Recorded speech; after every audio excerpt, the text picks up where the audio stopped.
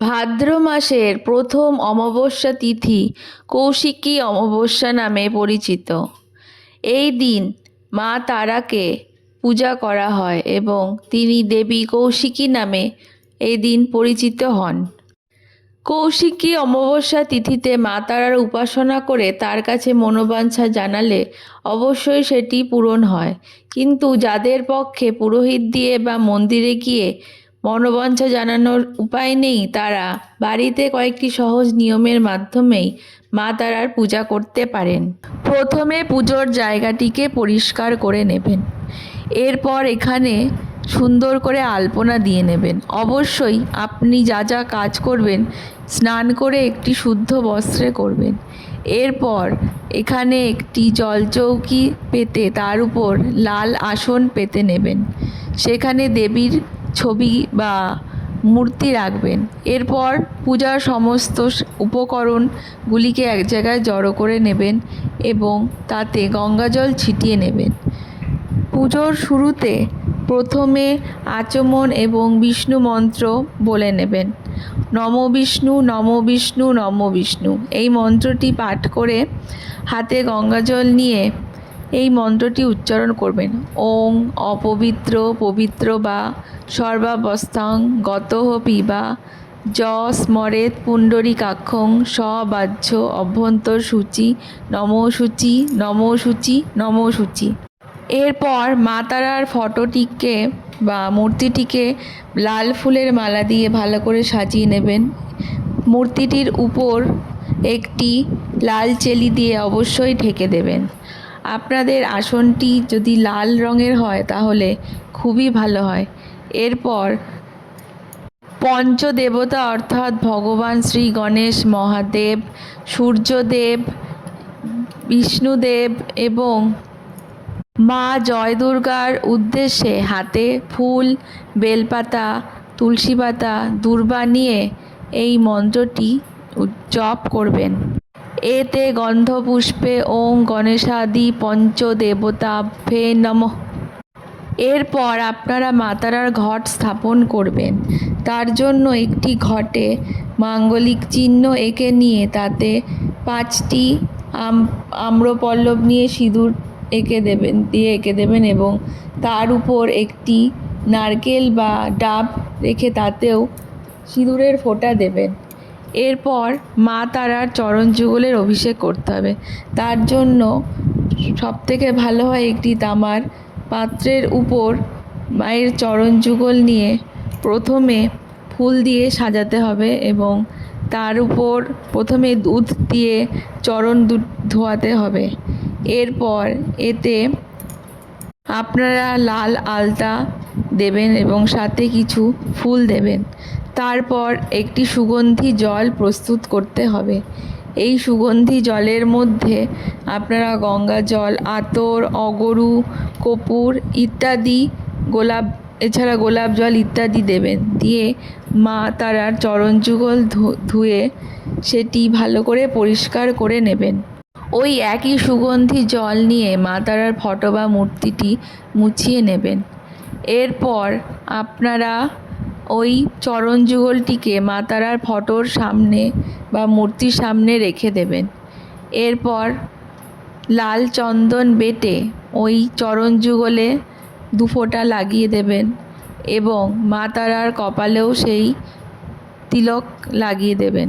এরপর সিঁদুর নিয়ে সেই সিঁদুর চরণ যুগলে দেবেন এবং মা তারার কপালে লাগিয়ে দেবেন।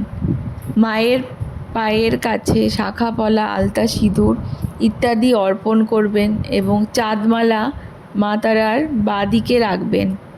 মা তারাকে সমস্ত রকমই ফুল দেওয়া যায়, এছাড়া সাদা ফুলে লাল চন্দন মিশিয়েও সেটিও অর্পণ করা যায়।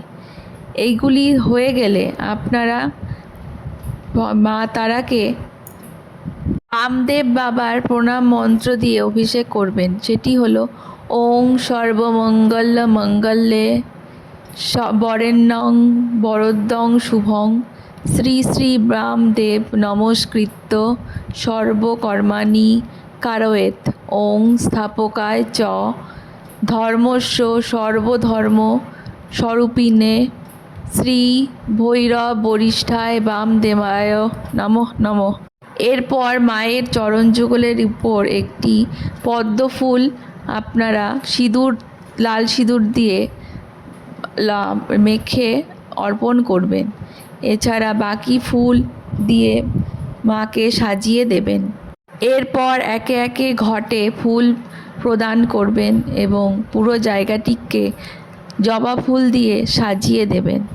এবার মা তারার পুষ্পাঞ্জলি মন্ত্র উচ্চারণ করবেন। প্রথমবারের পুষ্পাঞ্জলি মন্ত্র: নমো আয়ুর দেহি যশো দেহি ভাগ্যং ভগবতী দেহি মে পুত্রান দেহি ধনং দেহি সর্বান কামস্য দেহি মে হর পাপং হর ক্লেশং হর শোকং হর দুঃখং হর রোগং হর ক্ষোভং হর মারিং হর প্রিয়ে সংগ্রামে বিজয়ং দেহি ধনং দেহি সদা গৃহে ধর্মার্থ কাম সম্পত্তিং দেহি দেবী নমস্তুতে। এসো সচন্দন গন্ধপুষ্প বিল্ল পুষ্পাঞ্জলি সাধুধ্যায় পঞ্চাক্ষপাক্ষৈ বামদেব ভৈরবৈ সহিত শ্রীমৎ তারায় নমঃ। দ্বিতীয়বারের পুষ্পাঞ্জলি মন্ত্র: নমো মহিষগ্নি মহামায়ে চামুণ্ডে মুণ্ডমালিনী আয়ুরারোগ্য বিজয়ং দেহি দেবী নমস্তুতে। জয়ন্তী মঙ্গলা কালী ভদ্রকালী কপালিনী দুর্গা শিবা ক্ষমাধাত্রী স্বাহা স্বাধা নমস্তুতে। সর্বস্বরূপে সর্বশে সর্বশক্তি সমন্বিতে ভয়েভ্য ত্রাতহীন দেবী তারা দেবী নমস্তুতে। এসো সচন্দন গন্ধপুষ্প বিল্ল পুষ্পাঞ্জলি সাধুধায় সাঙ্গপাঙ্গয় বামদেব ভৈরব সহিত শ্রীমৎ তারায় নমঃ। তৃতীয়বারের পুষ্পাঞ্জলি মন্ত্র: কালী কালী মহাকালী কালীকে কাল রাত্রিকে ধর্ম কাম প্রদে দেবী নারায়ণী নমস্তুতে। লক্ষ্মী লজ্জে মহাবিদ্যে শ্রদ্ধে পুষ্টি স্বধে ধ্রুবে মহারাত্রি মহামায়ে নারায়ণী নমস্তুতে। কলা কাষ্ঠাদি রূপেণ পরিণাম প্রদায়িনী বিশ্বেশে পরত শক্তে নারায়ণী নমস্তুতে। এসো সচন্দন গন্ধপুষ্প বিল্লপত্র পুষ্পাঞ্জলি সাধুধায় সাঙ্গপাঙ্গয় বামদেব ভৈরব সহিত শ্রীমৎ তারায় নমঃ।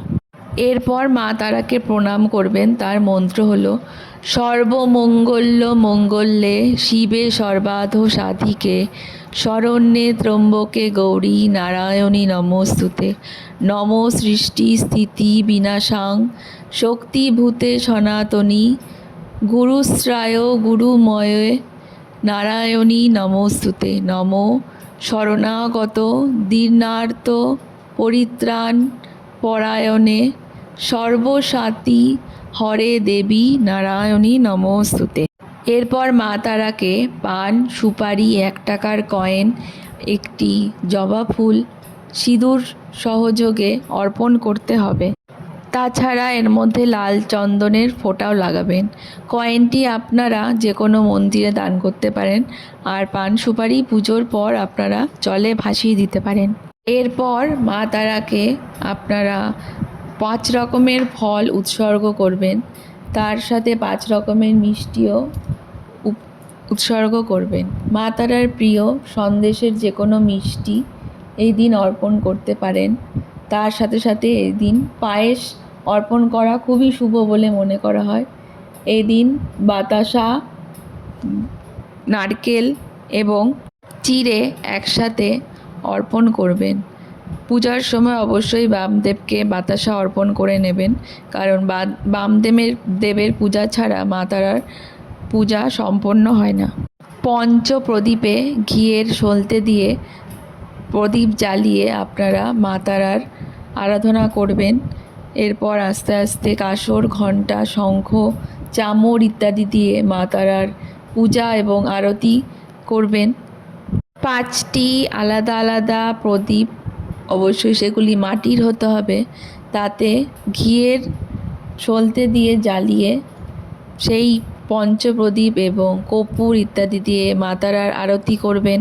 পূজা শেষে কৌশিকী অমাবস্যার ব্রত কথা পাঠ করে নেবেন। এরপর বামদেব বাবার 108 নাম জপ করতে পারেন, অথবা জয় মা তারা, জয় তারা, জয় বাম এই মন্ত্রটি 108 বার জপ করে নিতে পারেন। এইভাবে আপনারা ঘরোয়া পদ্ধতিতে মা তারার পূজা সম্পন্ন করতে পারেন। এই সরল নিয়ম জেনে আপনাদের কেমন লাগলো অবশ্যই কমেন্ট করে জানাবেন। ধন্যবাদ।